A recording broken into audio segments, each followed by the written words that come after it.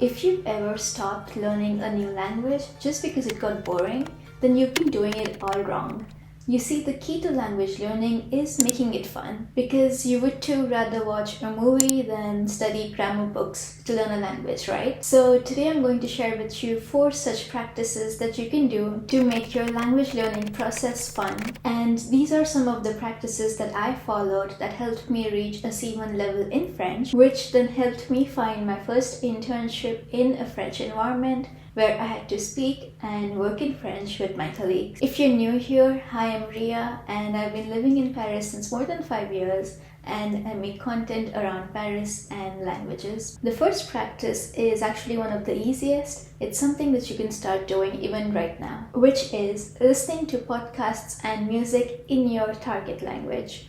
So for example, if you want to learn French, you can start by listening to French music or French YouTubers. When I had just started learning French, what I would do is I would open my Spotify and I would go to the top 50 France, which shows you the top 50 songs in France. Since it's France, it will mostly be all French songs, and this way you can find new French songs and listen to them. Why I really like this technique is because this way you learn about pop culture and you also learn French slangs. And these are 2 things that you would never otherwise learn. You're not going to learn slangs in your grammar book, nor are you going to learn about the French pop culture. Now, when you listen to a French song at first, of course you're not going to understand anything, because these songs are made for people who are native in that language, and you're not. So it's completely normal if you don't understand anything, because you can't expect to have the same level of comprehension as someone who's native in French. But what worked for me was that I would first listen to a song without seeing the lyrics of it,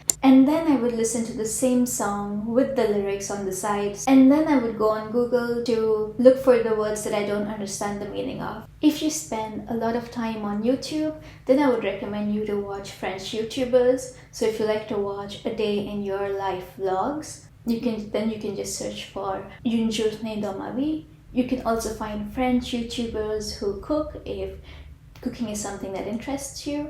So really just find the topic that interests you and search for the name of that topic in French, which is a really good way of improving your French. I've put a list of some of the popular French artists and French YouTubers in the description box below, so you can check them out. This second daily practice has been a total game changer for me, and it's Lingopie. If you're always bored of learning French the traditional way, then with this platform Lingopie, it's completely different. You get to learn through watching TV shows and movies from different countries like France, Spain, Germany. It's like the Netflix of language learning. One of the things that I really like about the platform is that you're not just passively looking at the words on screen, but you're actively engaging in it. For example, when I watch the French TV show called My Agent, I watch it with interactive subtitles that make it so much easier to follow. And whenever I come across a word that I don't know, I just click on it and Lingopie gives me the translation instantly. I also save these new words into flashcards and I review them later, which is the best active recall method. Doesn't even feel like language learning for me. It's just like you're watching a TV show or you're enjoying your movie, but you're absorbing the language by engaging with the content. If you want to make language learning fun, then I highly recommend giving Lingopie a try. You can start with a 7-day free trial, and I've got a special discount code if you click the link in the description box below. Thank you so much, Lingopie, for sponsoring this video. Next practice is something that you're probably already doing, just not in your native language, and that is journaling. So there have been so many studies showing the importance of journaling, which I won't really get into because this is not about journaling.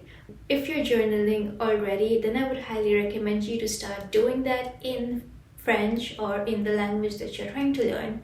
And if you don't journal already, I would highly recommend it because it has so many benefits. If you only know a few words, you can't expect to actually write sentences, right? But what you can do is maybe write a few words that you learned that day, or create really short sentences. There are a lot of journaling prompts like these that can really help you reflect on how your day went and what you can do to improve. Doing this in French is going to make your internal monologue in French Now this is something that happens once you reach a certain level. I would say end of B1 or B2 level in French. But once you reach that level, you would really be a lot more confident while speaking French. Now this next practice is something that I wish I started a lot sooner than I actually did. And that is speaking to yourself in front of the mirror in French. Not only does it increase your self-confidence in French, but you also become fluent with it. I didn't do this because I thought I am only an A1 or A2 level, so what am I actually going to speak to myself about?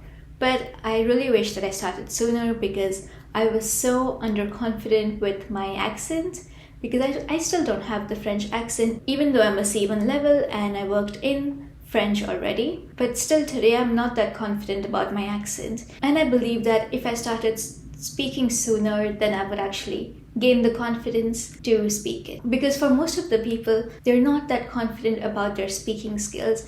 And one of the reasons is because of their accents. When you start speaking in your target language already, and if you do this long enough, for example, maybe 5 minutes every single day, then you won't be thinking into your deep lexical to search for your words, but it will come naturally. So you can start by talking about your day, what you did, whom you met, or what you ate. If you do this every single day, you will be so much more confident in French than at least I was before. Doing this also helped me change the language of my internal monologue. As you know that we all think in our native language, right? But I realized that one day when I was working, I started thinking in French.